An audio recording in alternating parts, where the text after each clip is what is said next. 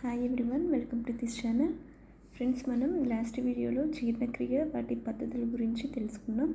ఇప్పుడు యూనిట్ 2Bలో విసర్జక పదార్థాలు వాటి విసర్జన గురించి అయితే తెలుసుకోబోతున్నాం. ఈ యూనిట్లో మనం ఏమేమి తెలుసుకుంటామంటే విసర్జక పద్ధతులు, మానవ విసర్జక వ్యవస్థ గురించి, అలాగే మూత్రం ఏర్పడే విధానం, ద్రవాభిసరణ క్రమత, మూత్రపిండాల విధుల నియంత్రణ, విసర్జనలో ఇతర అవయవాల పాత్ర, విసర్జక వ్యవస్థ అపస్థితుల గురించి, ఈ 5 టాపిక్స్ గురించి అయితే ఈ యూనిట్లో మనం తెలుసుకోబోతున్నాం.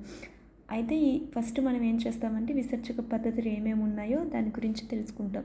నెక్స్ట్ మానవ విసర్జక వ్యవస్థ అంటే మన హ్యూమన్ బాడీలో విసర్జన వ్యవస్థ ఏ విధంగా పనిచేస్తుంది, అట్లాగే మన విసర్జన వ్యవస్థలో ఏ అవయవాలు ఇన్వాల్వ్ అయి ఉన్నాయి అని 1 by 1 నెక్స్ట్ చూస్తామన్నమాట. కనుక ఫస్ట్ టైం మన ఛానల్ చూస్తున్న వాళ్ళు ఎవరైనా ఉన్నట్లయితే please to subscribe and share your friends and like. మీకు ఏమైనా డౌట్స్ ఉంటే కనుక కామెంట్ సెక్షన్లో మెన్షన్ చేయండి. నేను రిప్లై ఇవ్వడానికైతే ట్రై చేస్తాను, ఖచ్చితంగా కూడా ఇస్తాను రిప్లై. కనుక మీకు ఏమైనా డౌట్స్ ఉన్నట్లయితే దయచేసి కామెంట్ సెక్షన్లో మీ కామెంట్ని రాయండి, అక్కడ టైప్ చేయండి. తద్వారా అది నాకు చదివినప్పుడు నేను దానికి రిప్లై ఇవ్వడానికైతే అవకాశం ఉంటుంది. కనుక ఫస్ట్ టైం మీరు శ్రద్ధగా వినండి, మీ డిఎస్సి ప్రిపరేషన్ని కొనసాగించండి. ఈ ఇయర్ షూర్లీ ఈ డిఎస్సి నోటిఫికేషన్ అయితే 100% రావడానికి ఛాన్సెస్ ఉన్నాయి. చూద్దాం ఫ్రెండ్స్, శరీరంలో మనకి మూత్రం ఎలా ఏర్పడింది, ఎన్ని టైప్స్ ఆఫ్ మెథడ్స్ ఉన్నాయి కూడా మనం చూద్దాం. శరీరంలో ఏర్పడిన నత్రజని ఇతర వ్యర్థాలను బయటికి పంపడాన్ని విసర్జన అంటారు.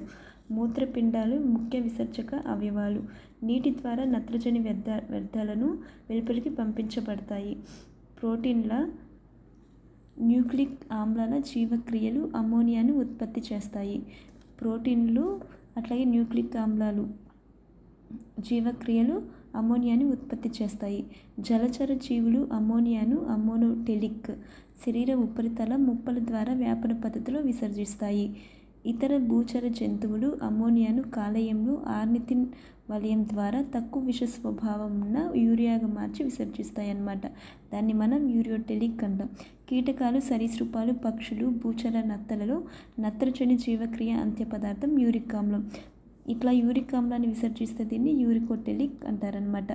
దీని విసర్జనకు తక్కువ నీరు మరియు ఎక్కువ శక్తి అవసరం కాబట్టి వీటిని సంరక్షించడానికి ఇదొక అనుకూలనం.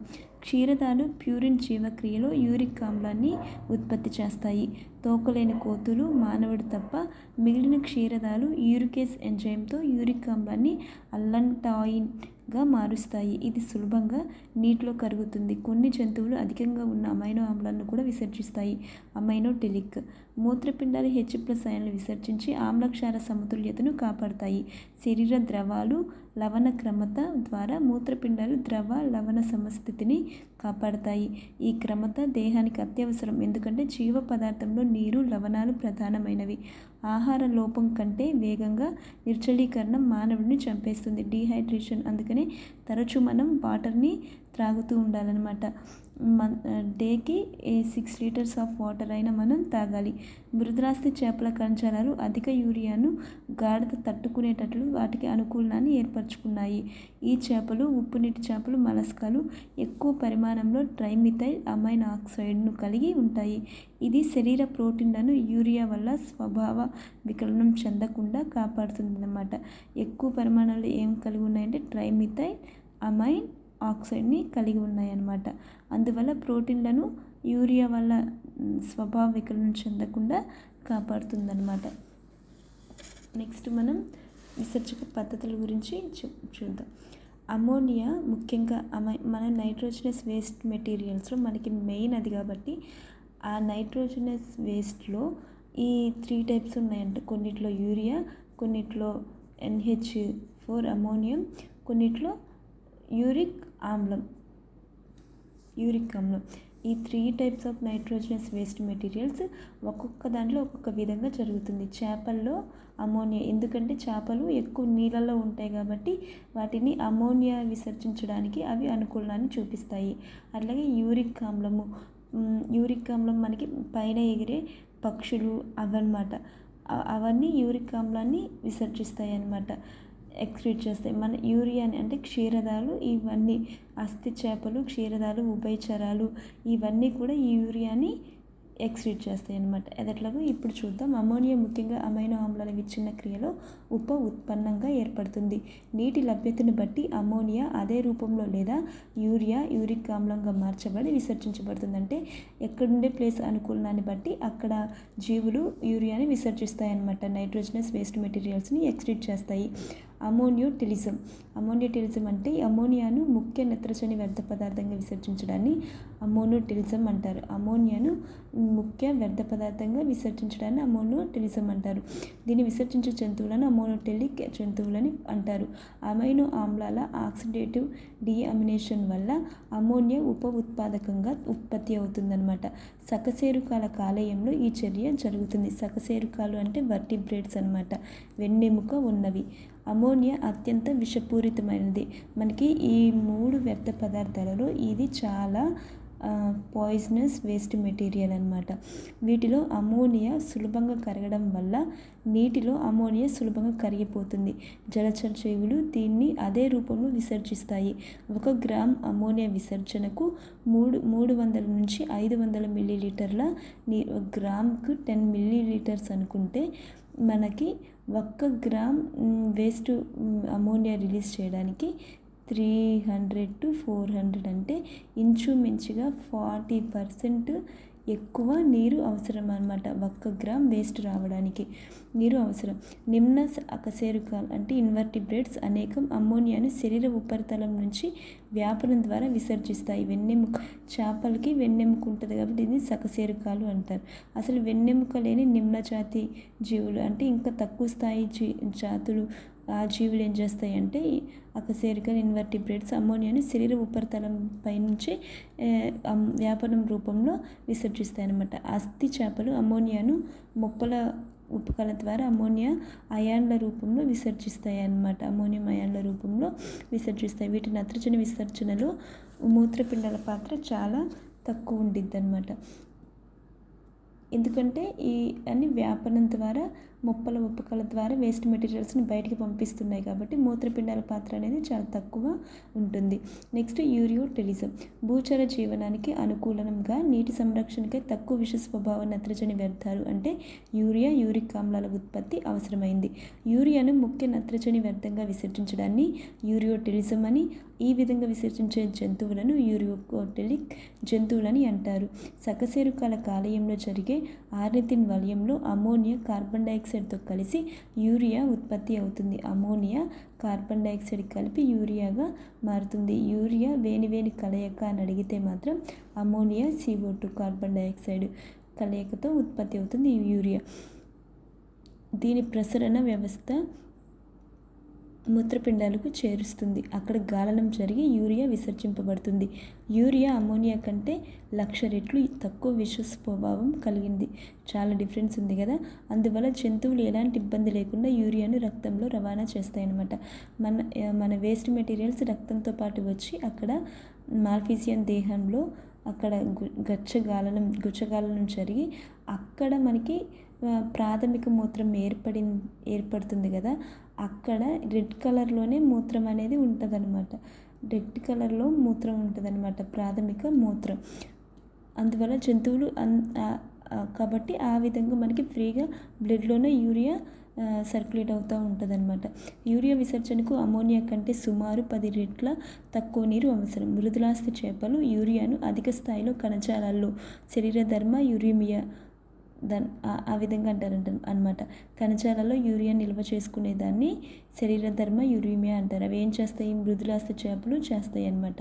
కొన్ని జంతువులు వాటికి కావలసిన ఆస్మోలారిటీ కోసం మూత్రపిండాల దవ్వ ద్రవాలలో కొద్దిపాటి యూరియాని నిల్వ చేసుకుంటాయి.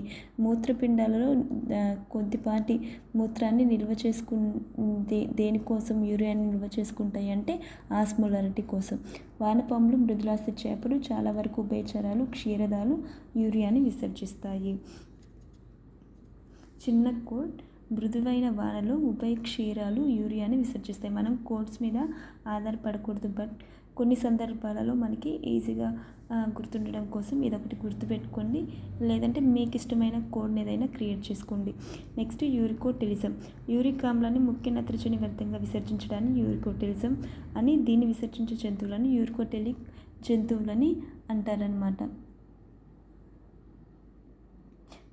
యూరిక్ ఆమ్లాన్ని విసర్జించే యూరికోటెలిక్, యూరియాని విసర్జించే జంతువులు.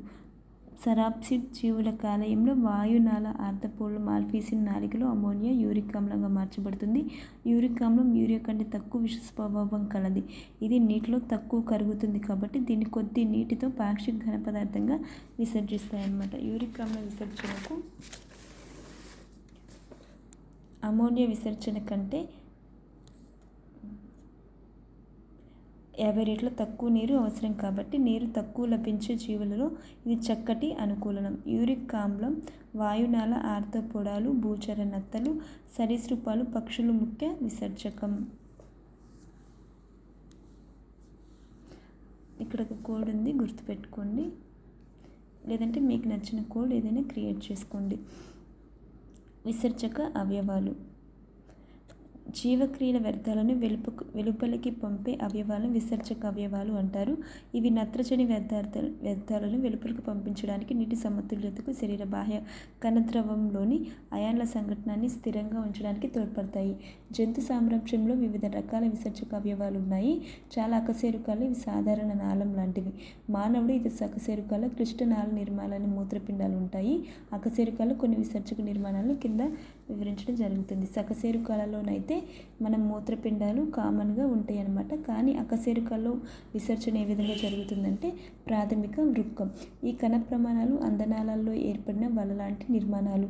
వీటి చివరి జ్వాలా బుడిప ఉంటుంది. దీని నాళంలోకి పొడుచుకు వచ్చి సైడికల కట్టలు ఉంటాయి. ప్లాటీహెల్మింథీస్, రోటిఫెరాలు, కొన్ని అల్నిలా, మలస్కా, డింబకాలు, లాన్స్లెట్స్, అట్లాగే వీటన్నిటిలో ప్రాథమిక వృక్కాలు ఉంటాయన్నమాట.